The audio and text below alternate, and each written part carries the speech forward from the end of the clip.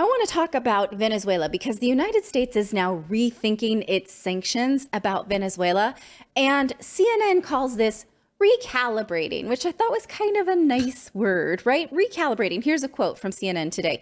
The U.S. will continue to calibrate its sanctions policy towards Venezuela, either by strengthening or alleviating sanctions. Now, these sanctions came along during the Trump administration, partly because of the corruption in Venezuela and partly because the United States never recognized the presidential election there. The U.S. still hasn't recognized Nicolas Maduro as the president of that most recent election because the U.S. didn't like the way it was run. Okay, but now we're willing to talk to him. Now CNN is reporting that President Biden will in fact talk to Nicolas Maduro, which may be a little bit uncomfortable because he is actually wanted in the United States by the on FBI. Criminal charges by the Justice Department. Yeah, this is amazing. Like the Department of Justice wants him, like he's on the most wanted list, and President Biden like knows where to find him enough so they can get on the phone with him. We can call him. Right. But there is a $15 million bounty for information leading to his arrest. So can Joe Biden cash in on that if they're able to? So many questions, right? Hey, Nicholas, where are you, by the way? Are you just hang out on the phone with me? Keep him talking. Because we've it's like in those old movies, like like they the can't Sandra go Bullock movie, in like to they're get mapping him. like where he is. Like, okay, I think we're triangulating his position. Keep him on the phone, Joe. So this is only the second time the United States has ever indicted a sitting president. I believe the other one was Noriega.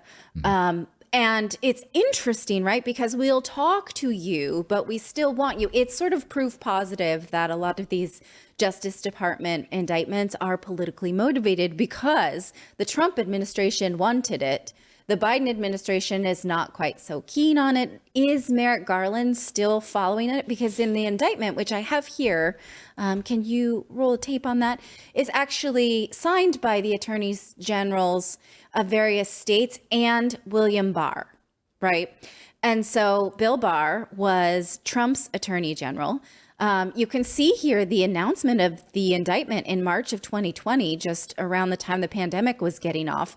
It says that we wanted him basically for corruption and running a drug cartel. See here, this is the U.S. State Department saying this person is a target. Here's his basic information. You see him wearing his presidential ribbons. And then I also, these are all live websites. I just wanted to prove that to you that I'm not making it up. This is actually his wanted poster on the U.S. State Department. $15 million for information leading to the arrest and conviction. Well, it created me information leading to the arrest or conviction. Okay, so you know enough about him where you can find him on the phone, and now you're making an oil deal with him. I mean, the crux of this, though, to me, is that because Vladimir Putin bad, right? Now we're going to trade what we label him as a war criminal, right? Because President Biden has said that. And then Lindsey Graham has said we want basically him to be, taken down, right? Wiped off. There's plenty of members of Congress. We're not going to talk about Putin. We're talking about this guy now. Yeah, but my point is that we're not going to, we're the whole reason we're having these discussions with Venezuela is because of Russia. Yes. So we're trading what we consider one bad guy for the next, right? So, I mean, right. I just was kind of fascinated by this today because I guess this indictment happened in March of 2021, and I was not otherwise aware of it. So I'm reading sort of a story on CNN about this, like, oh, okay, we're recalibrating. That's interesting. We're going to do these things like one of the things. Why were you on CNN? I was interested in CNN's take on this, but let me just finish. So it was talking about some of the things that would happen as part of these recalibration of our foreign policy around Venezuela. And it said, well, first of all, it would allow Chevron to continue to operate in Venezuela and apply for a state license there, whereas before we did not want Chevron to do that. But now, okay, go ahead and do that. Like pump some oil out of there, bring it back, work with that government. Fine. Okay. Next, the U.S. will discuss lifting sanctions that keep Venezuela from selling oil internationally. So not necessarily to the United States, because we're kind of okay. We only ever got 8% of our oil from Russia otherwise, but it was other countries that were dependent on Russia. And we want Venezuela to step in on those other countries, right, in order to indirectly hurt Russia. So, now all of that like corruption that the United States was worried about before. So anyway, the point I was making is that I was not aware that Nicolas Maduro was actively being indicted and sought out by the Justice Department, because if you notice the date on that announcement that the Justice Department put out, like, we are seeking Nicolas Maduro, if you go to the beginning of that video, it's March of 2020. Think back what you were doing March of 2020. You were right in the heart of the pandemic, right? So it's like literally the day it started, the pandemic. It's like a week later. So Yeah. we didn't care much about this at the time. So then I'm reading like these more recent articles about CNN or on CNN about Venezuelan embargo. And I see this one about the Citgo Six. So this is a group of, you can go back to that screenshot with the dudes in the orange jumpers. This is a group of men who were under house arrest since 2017 on embezzlement charges in Colombia, but they are Americans. They're either Americans or they are American. One of them is an American resident. Nevertheless, they were supposed to remain on house arrest, but after a Colombian businessman was extradited to the United States last fall, just a few months ago, less than 6 months ago, these men were picked up and put in prison from their house arrest in Colombia, right? So there was a man named Alex Saab.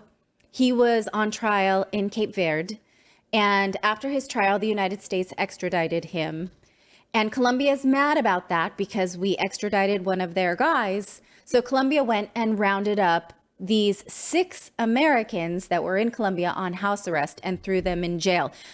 The worry was that the Justice Department would take Alex Saab, the Colombian, and use him to make their case further, which tells me that as recently, this all happened in November, just this last November, which tells me that the Justice Department case is still active and going forward against Nicolas Maduro. But we're going to put that aside and work with this guy. Does anyone else see that that's... Yes. I don't understand it. Well, I mean, here's how you understand it, is that we have now normalized relations with Venezuela because all focus is on Putin bad. Putin's the bad guy. Well, if you read this indictment, what we're saying that he did, Nicolas Maduro, is basically foster a drug cartel that flooded our country with narcotics. Right. And that their oil industry is basically run by, I don't know if I want to use the word thugs. It's like, interestingly enough, did you know the word thug comes from the Indian thuggy, which used to be like, sort of bad Indians who robbed in the name of a goddess. Anyway, so they're not thugs. They are like, not a drug cartel, because they're up and up business people who are bad. They're corrupt drug dudes. They're just like our government. Right? Yeah, so I mean, the oil company is run by narcos. They're getting, exactly. So they're all run by drug lords. Right. The oil industry is run by drug lords. So by lifting sanctions and going to Venezuela and say, we can be friends because we want what you've got, we are then going to, in an indirect way, lift this punishment for drugging, and we will get more drugging. Excuse the informality of that language, but you know what I mean. Yeah, exactly. And this is, again, the conundrum, and this is, well, it's not even a conundrum. It's all politics. I mean, that's all it is. Like, but CNN did not mention that this is an active indictment in the story about, of course not, recalibrating our sanctions, but right? They haven't mentioned this in 6 months. This is the corruption of the fucking media. This is their corruption. They lie on a regular basis. Over the past few days, we've seen this from CNN. We've seen this from New York Times. You sound surprised. I mean, you saw this in Ukraine. The way that they totally obfuscate stories in order to push their agenda. So you're surprised by this on CNN, that they're like normalizing relations now. They have literally people that work at CNN who were members of the intelligence community in Washington, D.C., who literally are on the payroll of these companies. I mean, if they want to normalize relations and they want to think about the PR rehabilitation that the part of the Ukrainian military has received over the past few months. Like that, those guys went from being like persona non grata. They are literally labeled as terrorist organizations by a number of countries in the European Union. But it's okay for us to now funnel weapons to those people and to see all of the news articles from the Western media, the Washington Post, CNN, etc., who are now just normalizing these people. It's absolutely, I mean, it's pure propaganda is what it is. But you just think about how much, like, okay, the average person, you're running through the day's news and you're like, a little bit of that, little bit of that, little bit of that. But you have to actually read and click the hyperlinks to the last story that they posted to get within the last 6 months to be reminded that 2 years ago, we indicted a sitting president and now we are willing to work with him. And so what would that mean for that indictment? And then what would that mean for anybody else's indictment is that you can do a quid pro quo. Quid pro quo. I want to ask our audience, like, let us know in the chat, like in the comments. Did you know this about Nicolas Maduro? Did you know about our relationship with the Venezuelan government? Did you know that we stopped accepting their oil because of this corruption and because of the criminality? And we said no more. And now because of what's going on in Russia, we're like, well, all right, we got the Saudis and we got the Venezuelans. The Saudis, by the way, who attacked us on 9/11, right? Yeah. Who killed our journalists, right? And we have Venezuela. Like those are our options. So that's where we're going with those guys. So those are the guys we're going with. Did those dates work out? Like, What dates? It's Bill Barr on this indictment, right? Making this announcement. But no, okay, it does work out because the election was in November of 2020, right? So I'm thinking, Yeah. Okay, I was wondering, was Merrick Garland the attorney general at the time? No, that was a full year later. Inauguration was in 2021. Mm-hmm. Okay, sorry, I just wanted to double check. Yes, it was Bill Barr. I know sometimes when you see these stories and you're like, wait a minute, am I really reading this? You're like, where was I? Do I remember And the this? sad thing is most Americans, like you said, they'll get their Apple News or their little feed on their phone or their Android device, and they're kind of flipping through their Google News, and they see some headlines, and they're like, oh, we're getting our oil now from Venezuela because Putin bad, and they just keep scrolling with no real digging into it like you did and diving into the indictments, looking at the history of all of this. And the same thing we did, we talked about with like Sri Lanka. Like it's fun, you can see the headline, but what's underlying all of this? Yeah. It's the sanctions. It's what we're doing in Russia that's driving all of this. So I again, literally was like, that can't be, like, it can't be active. And also the president will talk to him.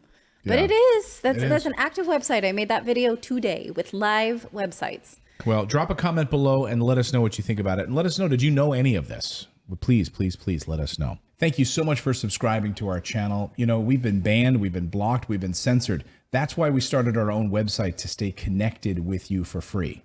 That's right. So head on over to redacted.inc and make sure you're connected with us. You can sign up again at redacted.inc, not .com.